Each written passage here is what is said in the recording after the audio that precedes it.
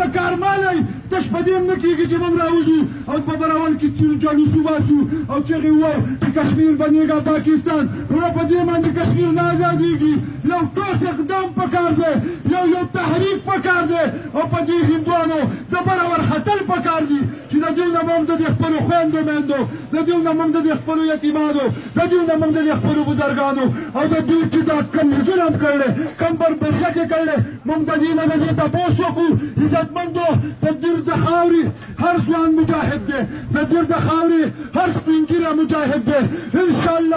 انشاءالله دا به وخت ثابتوي محکم کشمیر د دیر خلکو یې ازاد کړی او زه حکومت ته دا وایم چې دا دې موږ له لار راکړي موږ د بارډر پرېږدي انشاءالله دا د دیر د خاورې ولس دا د دیر د نوجوانان دا د براول مجاهدین دا به ورپاسي دا به د کشمیر خاوره ازادوي انشاءالله ځکه چې هغه زما ورور دی هغه زما ضرورت دی چې زه خپل مسلمان ورور ته په داسې حالاتو کې ونه درېږم زما ورور دی ځکه چې زما او د هغه رشته یوه ده دلته چې موږ به چغه وایو چې تیرا میرا رشته کیا لا اله الا الله تیرا میرا رشته کیا لا اله الا الله پاکستان کا مطلب کیا لا اله الا الله نو زموږ د هغو سره د لا اله رشته ده انشاءالله په خپل ورونو سره د خپل کشمیر د ورونو سره په هر ډنګر په هر سنګر باندې به ولاړ یو او چې په کم ټیم کې حکم وشو حکومت دې حکم وکړي امیر دې د ملک حکم وکړي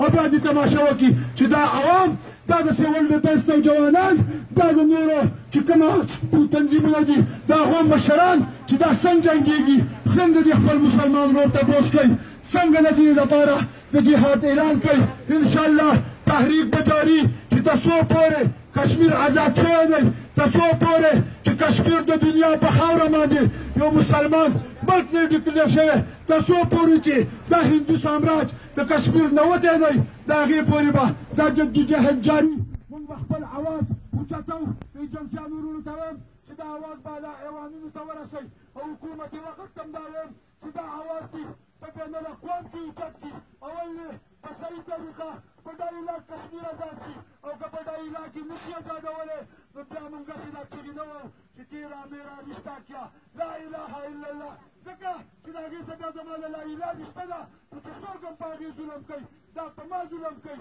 موږ به زه انشاءالله دا هغه خپلو وروڼو ته به ودرېږو کشمیر به ازادوي انشاءالله تاسو ته منظور ده که نه ده منظور لاس پک کړئ وروره او یو څو نارې در کوم د هغې اواز راکوئ مشران به خبرې کوي پاکستان کا مطلب کیا لا اله الا الله پاکستان کا مطلب کیا لا اله الا الله تیرا میرا رشتہ کیا لا اله الا الله تیرا میرا رشتہ کیا لا اله الا الله کشمیر بنے گا پاکستان کشمیر بنے گا پاکستان کشمیر بنے گا پاکستان نعرہ تکبیر نعرہ تکبیر بیا د سیول ډیفنس د ملګرو د براول باندې چې څومره سیاسي ګوندونه دي د هغو د مشرانو د عام پبلک ډېره زیاته شکریه ادا کوو چې هغو راووتو د دې خپلو وروڼو سره اظهار یکجهتي وکړه انشاءالله جدوجهد به جاري او زه د خپل سیول ډیفنس ملګرو ته خراج تحسین پیش کوم هغو ته دا وایم چې انشاءالله دغسې حوصلې بلندې کوئ مستقبل ستاسو دی مستقبل ستاسو روښانه دی واخر دعوانا ان الحمدلله رب العالمین